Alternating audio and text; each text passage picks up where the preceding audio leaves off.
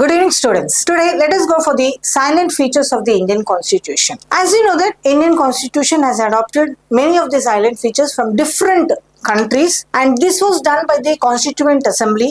These silent features are known as the backbone of the Indian Constitution. Now here, the silent features of the Indian Constitution was first made some amendments in Article 7, 42, 73 and 74th Amendment. Now, the 42nd Amendment is known as the mini constitution. ఎందుకు mini constitution అంటారు దీన్ని 42nd amendment అంటే? దీన్ని చాలా సార్లు చాలా changes అన్నది చేశారు 42nd అమెండ్మెంట్ లో.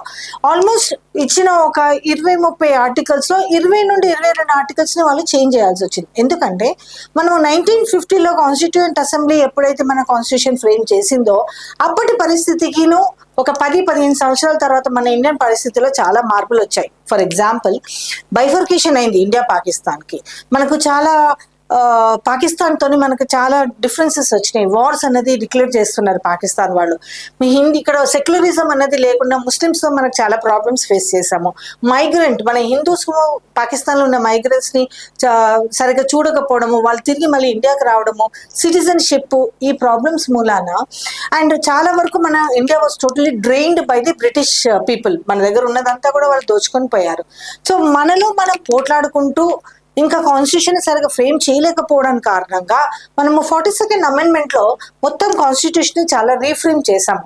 అంటే అప్పటి పరిస్థితి ఒక ఇండియన్ టెరిటరీ ఆఫ్ ఇండియా ప్రకారంగా మార్చినందుకు దాన్ని మనము మినీ కాన్స్టిట్యూషన్ అంటాం. అందుకనేసి మనం మన కాన్స్టిట్యూషన్ ని direct principles, fundamental rights, emergency powers, fundamental duties ఒక్కొక్క కంట్రీ నుండి తీసుకున్నా కూడా మనము main concept of this fundamental rights అనేది మాగ్నా కార్టా నుండి తీసుకున్నాం. When we took this for Magna Carta and according to our country situation, why because socially economically మన country చాలా బ్యాక్వర్డ్ ఉంది. అప్పుడు అన్ఎడ్యుకేటెడ్ గా ఉన్నాము, ఎంప్లాయ్మెంట్ లేదు, మన దగ్గర ఉన్న రిసోర్సెస్ అన్ని బ్రిటిష్ వాళ్ళు డ్రైన్ చేసుకొని పోయారు. సెక్యులరిజం, హిందూ, ముస్లిం, క్రిస్టియానిటీ యొక్క పోట్లాటలు మనకు చుట్టూ, మన ఇండియా చుట్టూ కూడా అందరూ కూడా ఎనిమిస్ కంట్రీస్ ఉన్నారు. ఇటు పాకిస్తాన్ కానీ, శ్రీలంక కానీ, అదేంటి బంగ్లాదేశ్ కానీ, భూటాన్, ఇట్లాంటి కంట్రీస్ అన్నీ కూడా మనకు వ్యతిరేకంగా ఉన్నాయి. అందుకనేసి మనకు చాలా కాన్స్టిట్యూషన్ చాలా లెందియెస్ట్ అండ్ లాంగెస్ట్ కాన్స్టిట్యూషన్ ఉందన్నమాట. తర్వాత ఇది మనం అడాప్ట్ చేసుకున్నాక మన కంట్రీకి అవసరమైన విధంగా మనం రాసుకున్నాం. That is with the headed chairperson of doctor BR Ambedkar. So ఆ కాన్స్టిట్యూయెంట్ అసెంబ్లీ రిటర్న్ చేసే వరకు అందుకని కూడా మనకు చాలా ఆర్టికల్స్, చాలా సెక్షన్స్ స్టార్ట్ చేయడం వలన మనది చాలా లాంగెస్ట్ అండ్ లెందియెస్ట్ కాన్స్టిట్యూషన్ అన్నది అయ్యింది. ఇది రాయడానికి 2 years 11 months and 18 days అనేది తీసుకున్నారు Constituent Assembly. Now let us go to the next part is, now this was here for this B.N. Rao was the legal advisor for our Constituent Assembly. ఎందుకంటే లా ప్రకారంగా దాన్ని చేయాలి అనేది, దాన్ని ఎట్లా frame చేయాలనేది మనకు బిఎన్ రావు అనేది మనకు తీసుకొని వచ్చారు. నెక్స్ట్ అప్పుడు 22 parts, 8 schedules and we had 11 parts, 12 parts and 8 schedules. This was the first time when a constitution was formed. A constitution was in 22 parts and 8 schedules. Now we'll go for this commencement of this constitution.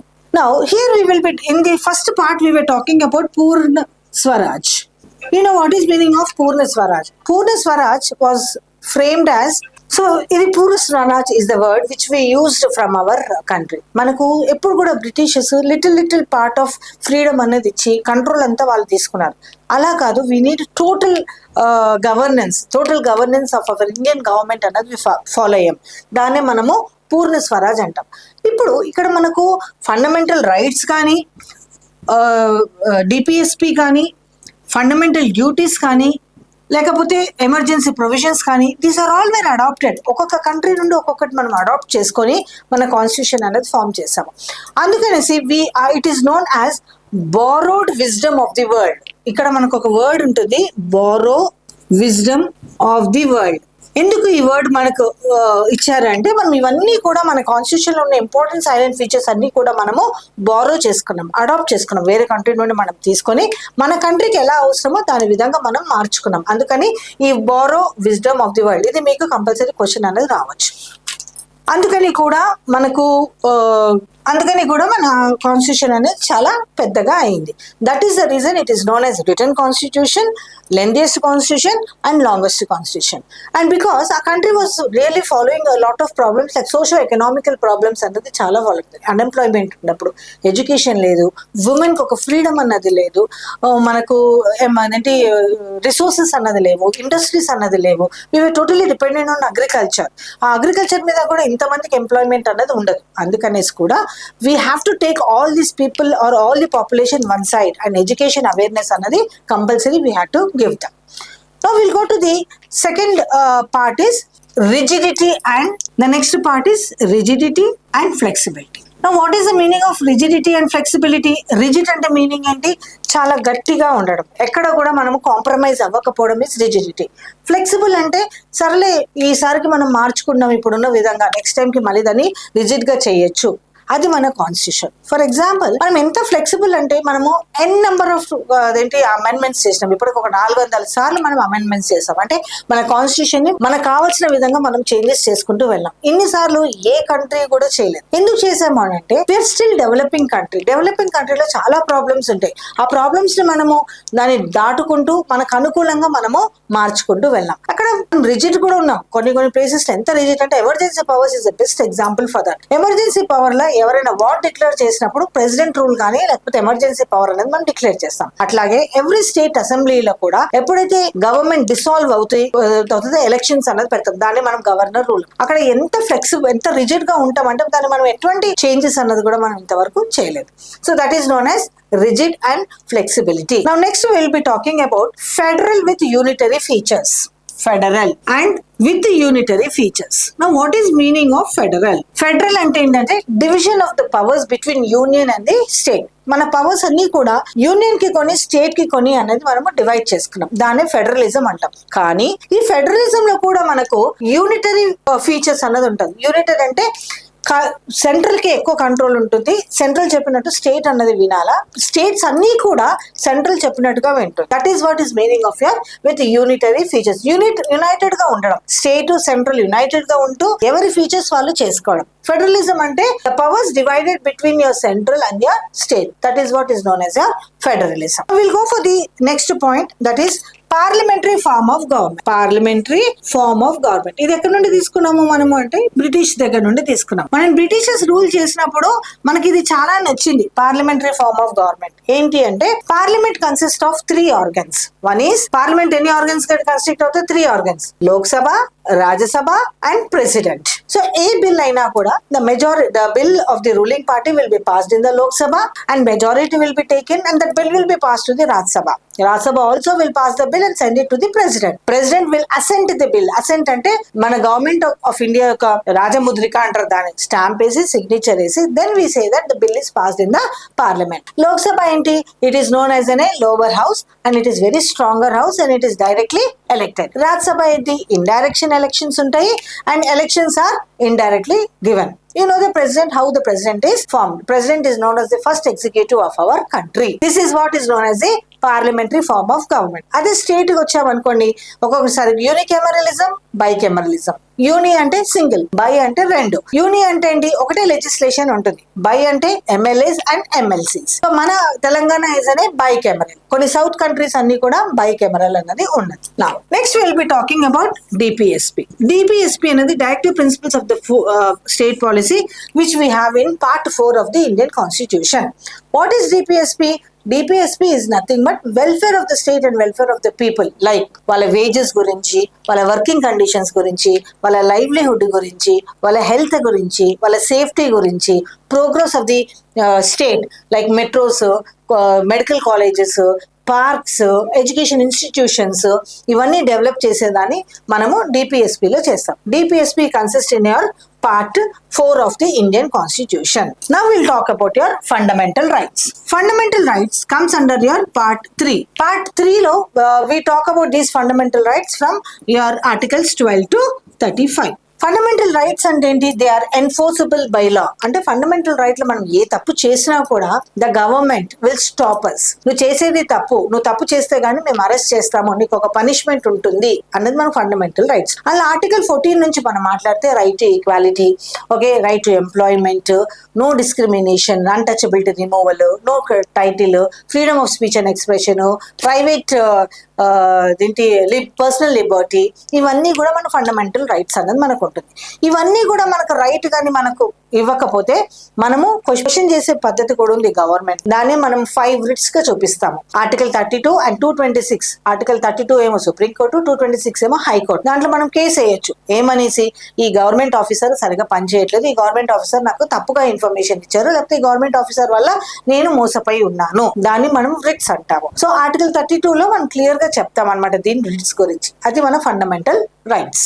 ఏమేమి ఉన్నాయి మన fundamental rights అనేది? Equality, freedom, right to exploitation, right to religion and right to education and right to constitutional remedies. ఇప్పుడు నేను చెప్పాను constitutional remedies దేని గురించి.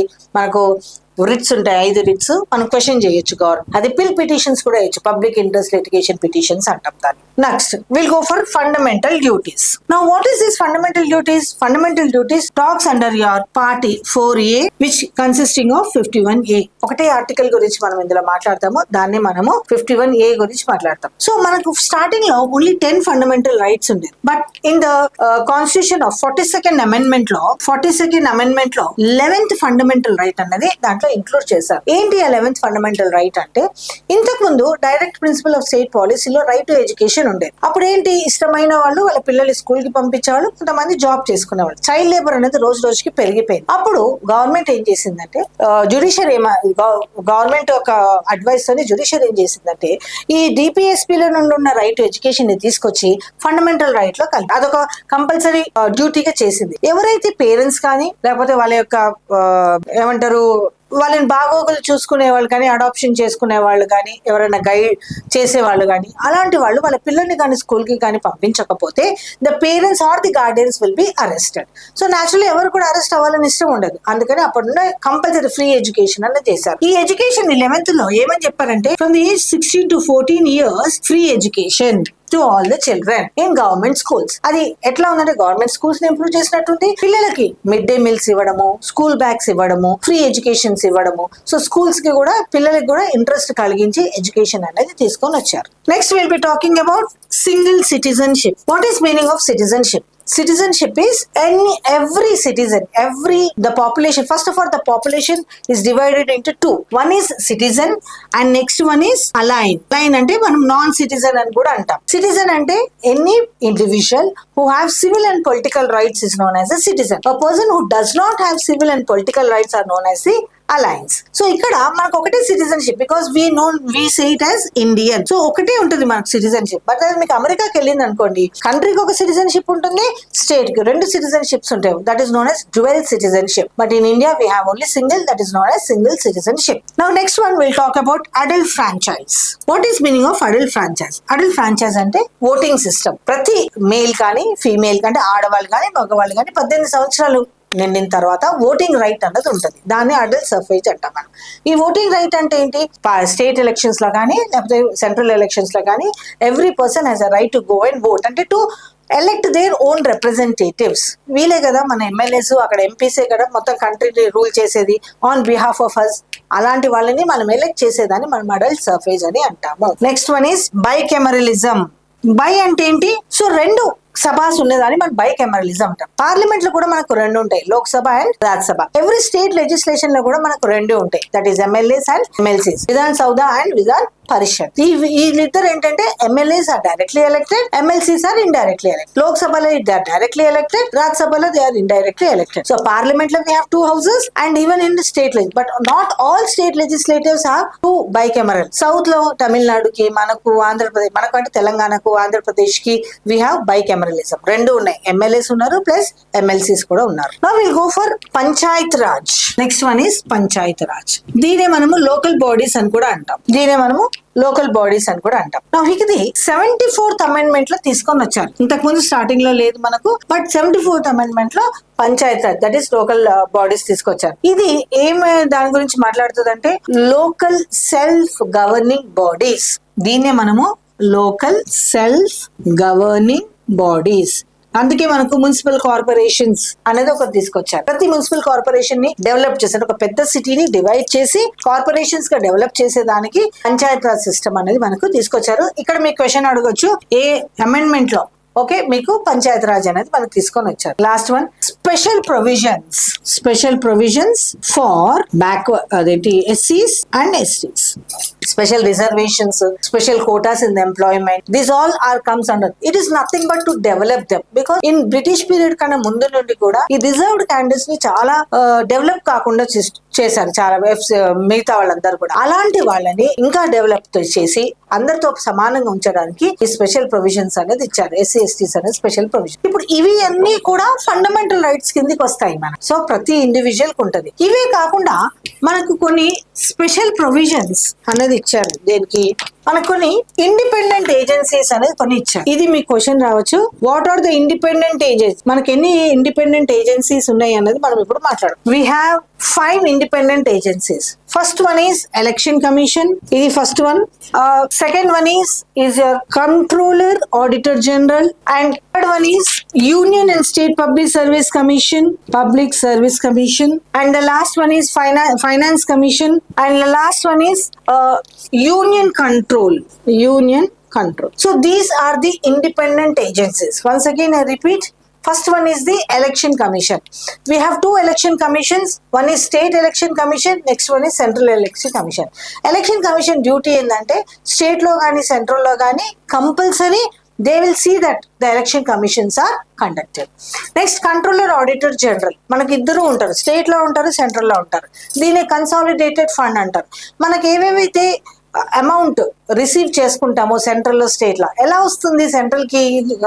ఇప్పుడు చెప్తారు సీఎం గానీ పిఎం గానీ 10,000 రూపీస్ ఒక ఎడ్యుకేషనల్ ఇన్స్టిట్యూషన్ కి ఇచ్చిన వాళ్ళు ఎవరు వాళ్ళ పాకెట్ లో నుండి ఇవ్వరు. మనం పే చేసిన టాక్సెస్ దాన్ని అది కన్సాలిడేటెడ్ ఫండ్ అని ఒక ప్లేస్ లో పెట్టి అందులో నుండి ఎక్స్పెండిచర్స్ సాలరీస్ కి కానీ ఇదేంటి ఏమైనా నేషనల్ కెలామిటీస్ అయితే అందులో నుండి కానీ ఎవరెవరికి ఎక్కడెక్కడ వేయాలో అక్కడ నుండి కన్సాలిడేటెడ్ ఫండ్ లో నుండి తీసిస్తారు. Union and state public service commissions. మనకి ఇప్పుడు పబ్లిక్ సర్వీస్ కమిషన్ ఎగ్జామ్స్ జరుగుతుంటాయి, దాన్ని సివిల్ పోస్ట్ అంటాం. Government, state government, central government post లో ఇవన్నీ కూడా union state public service commission, state public service commission చేస్తూ ఉంటుంది. ఎగ్జామ్ కండక్ట్ నోటిఫికేషన్ ఇచ్చినప్పటి నుండి రిజల్ట్ అయ్యి వాళ్ళకు ఆర్డర్స్, అపాయింట్మెంట్ ఆర్డర్స్ ఇచ్చేంత వరకు కూడా union public service commission. Next comes finance commission. ఇక్కడ స్టేట్, ఇక్కడ సెంట్రల్. మనకి సెంట్రల్ లో చాలా బాగా తెలుసు Sitharaman. She is the one who's the female who's really doing very good in your finance commissions. వీళ్ళంతా ఏంటి, ఎంత మనకు ఇన్కమ్ వస్తుంది, ఎంత ఎక్స్పెండిచర్ వస్తుంది, ఏ కేటగిరీకి ఎంత అమౌంట్, దాన్ని మనం బడ్జెట్ సెషన్స్ అంటాం. స్టేట్ లో కూడా సెంట్రల్ లో బడ్జెట్ సెషన్ లో అలొకేషన్ ఆఫ్ ద ఫండ్స్ ఎవరికి ఎంత ఇచ్చిందని చెప్తారు. Next one is union control. Though మన కంట్రీ ఇస్ ఫెడరలిస్ట్ కంట్రీ, మొత్తం స్టేట్ అంతా కూడా కంట్రోల్ అండర్ యూనియన్ ఉంటుంది. అలా అనేసి స్టేట్కి ఏమి సపరేట్గా స్టేట్ మొత్తం కంట్రోల్లో ఉండదు. స్టేట్కి ఏం కావాలో they will take the advice of the union and union will never say no. చాలా వరకు యూనియన్ ఎక్కడ కూడా ఆపదు. ఎక్కడైనా ఫండ్స్ తక్కువ ఇస్తుందేమో, లేకపోతే ఇప్పుడు కాకపోతే ఇంకా నెక్స్ట్ టైం చేయమని అంటది. కాబట్టి ఇది మాత్రం కంట్రోల్లో. These are all known as independent agencies. ఇది మీకు మ్యాచ్ ద ఫాలోయింగ్ లో ఎక్కువగా వస్తుంది. ఇండిపెండెంట్ ఏజెన్సీస్ ఏవేవి వస్తున్నాయి బాగా గుర్తుంచుకోండి. చాలా సింపుల్ కూడా గుర్తుంచుకోవడం. Election commission, auditor general. ఈ చూడండి, ఈ ఆడిట్ కి సంబంధించిన 2 ఉంటాయి. Finance commission, election commission, union state and public commission and union control. ఈ 5 కూడా ఇండిపెండెంట్ ఏజెన్సీస్ కిందకి వస్తాయి.